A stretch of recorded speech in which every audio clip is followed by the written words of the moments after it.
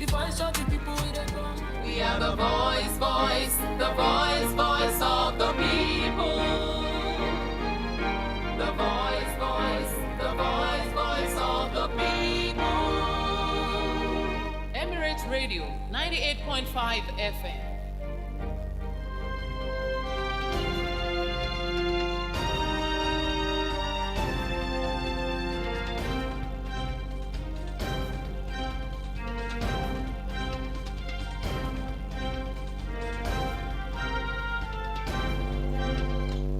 The time is 7:01. This is Emirate Radio 98.5 FM. Here is the Emirate News at 7 with Omotolani Dari. First, the highlights.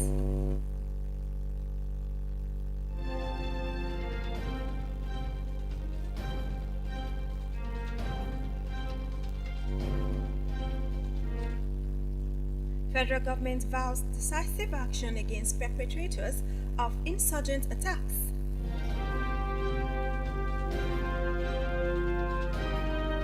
Army lays fallen troops to rest in Maiduguri.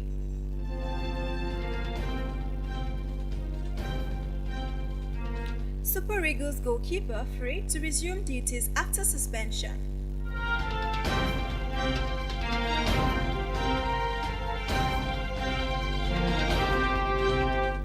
The news in details.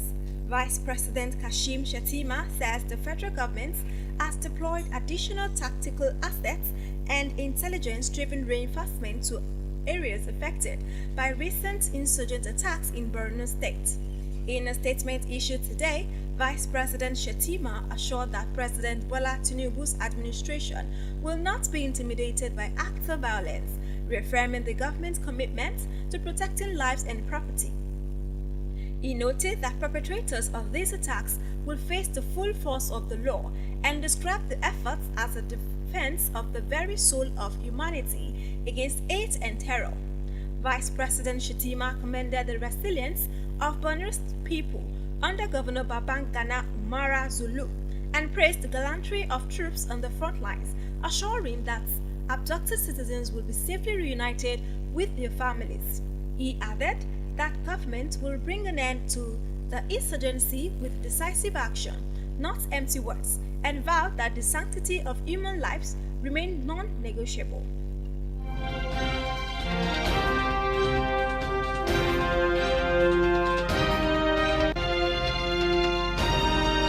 In another bit, the Nigerian army has buried soldiers killed during ongoing counter-insurgency operations in Borno State, laying them to rest today at the Maimalari Military Cantonment Cemetery. The Media Information Officer of Operation Adinkai, Sani Uba, disclosed this in a statement issued today. Speaking at the ceremony, the theater commander of Operation Adinkai, Abdusalam Abubakar, described the burial as a painful reminder of the sacrifices made by soldiers in defense of the nation. He said the fallen troops showed courage, loyalty, and dedication, noting that their sacrifices would never be forgotten. Abubakar assured the families that all entitlement due to the deceased personnel would be processed promptly. Meanwhile, Babangana Umaru Zulum, represented by the Executive Secretary of the Borno State Security Trust Fund, Mustafa Ali Yabe, also expressed condolences, describing the death as a painful loss and commending the troops for their bravery.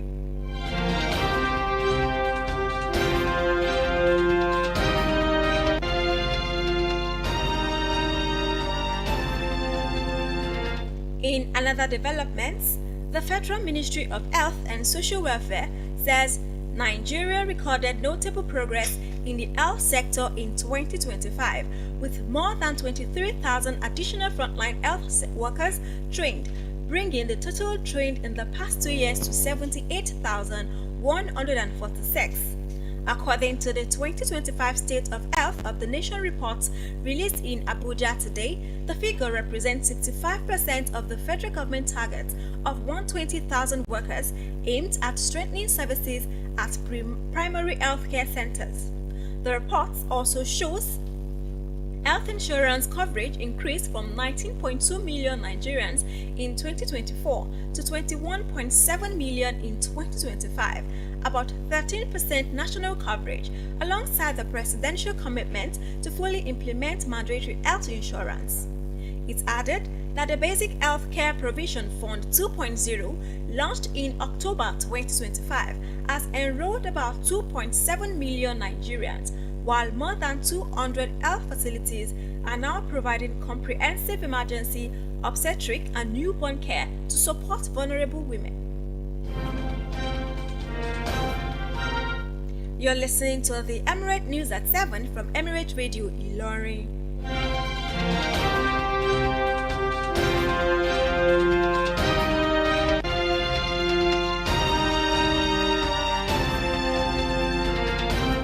Welcome back.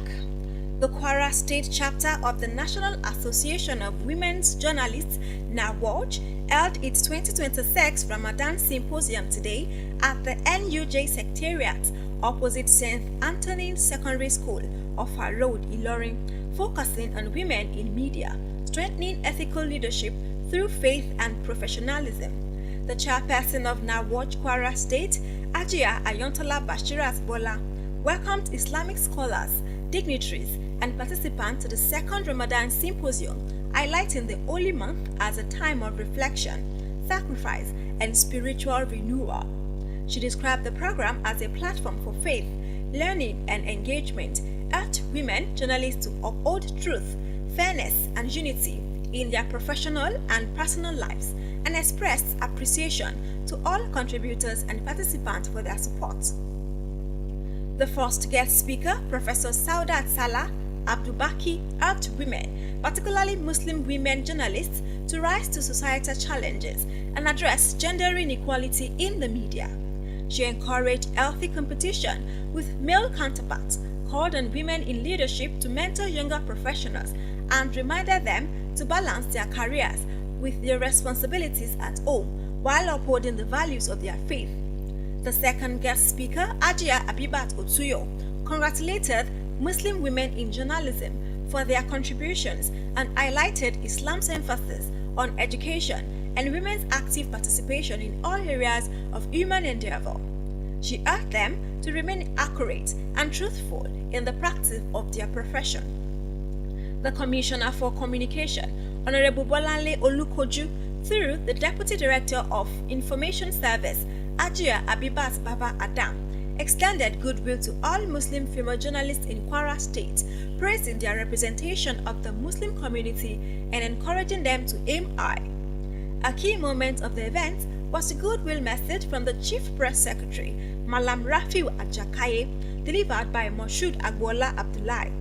Other dignitaries in attendance included the State Director of the National Orientation Agency, Alhaji Dari Abdul Ganiyu, NUJ Chairman Kwara State Chapter, Abdulatif Lanre Hamed, Vice Chairman Ajia Abubakar Binta Mura, and other NUJ members.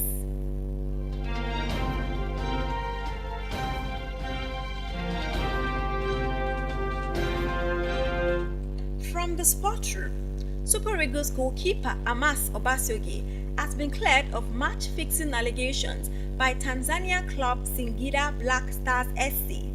Obasogie was suspended for 3 months following a suspicious performance in the club CAF Confederation Cup match against Flambeau du Centre and league games against Bampa Gigi FC and Namungo FC.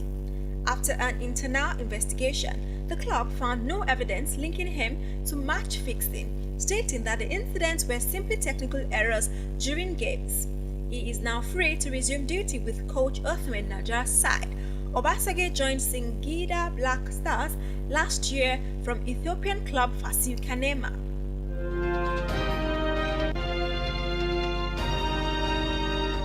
That will be all on Emirate News Hour. Here again are the highlights. Federal government vows decisive action against perpetrators of insurgent attacks.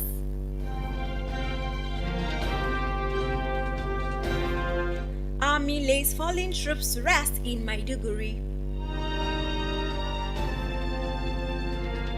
Now watch Kwara State holds 2026 Ramadan Symposium on Women in Media.